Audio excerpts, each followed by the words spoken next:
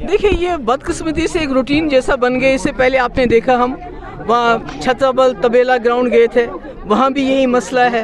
वहाँ आर्मी के लोगों को खदशा है कि कहीं आर्मी उसको उस ग्राउंड को टेक ओवर ना करे जहाँ हमारे नौजवान बच्चे खेलते हैं। यहाँ हमने सुना है पुलिस कोई शहीदों के लिए कुछ बनाना चाहती है।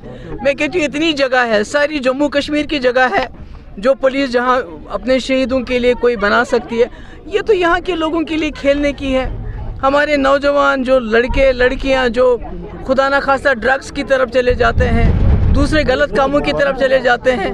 अच्छा, तो ये है कि ये ज़मीन रहने दे, यहाँ इनको खेलने दे। मेरी डीजी साहब से गुजारिश है कि वो इसमें इंटरवीन करें और बजाय कि यहाँ कोई पुलिस के लिए कोई शहीदों के लिए कोई बने, यहाँ के नौजवान, यहाँ की औरतें, हमारी बच्चियाँ, हमारी माएँ यहाँ वॉक करती हैं, बच्चे खेलते हैं, शादी होती है तो उसका भी यहाँ पर वो भी यहाँ पर होती है।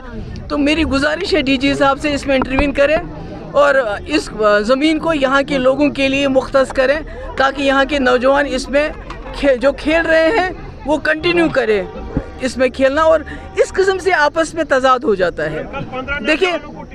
देखिए पुलिस हमारे हिफाजत के लिए है, पुलिस यहाँ के रखवाले हैं, तो ये ज़मीन यहाँ के लोगों के लिए, यहाँ वो खेलते हैं, नौजवान खेलते हैं। अगर वो इस पर काबिज़ हो जाते हैं तो मुझे लगता है आपस में एक रंजिश पैदा होती है जो मेरे ख्याल में अच्छी नहीं है। बाबा जी, कल टीआरसी में 1 दर्जन से ज़ायद जो तमाशाई थे उनको डिटेन किया गया कि वो शायद नेशनल एंथम पे खड़े रहे थे, बैठे थे, तो क्या कहेंगे आप? ये अफसोस है, इसमें क्या कह सकते हैं। यहाँ बीजेपी ने जम्मू कश्मीर को कहाँ पहुँचाया है कि वो बंदूक के बलबूते पे लोगों को कहते हैं कि आप नेशनल एंथम पे खड़े हो जाओ। मुझे याद है जब हम स्कूल में पढ़ते थे, कॉलेज में पढ़ते थे, चाहे पिक्चर हॉल हो, चाहे कहीं बाहर कोई फंक्शन हो, खुद ब खुद हम नेशनल एंथम के लिए खड़े हो जाते थे।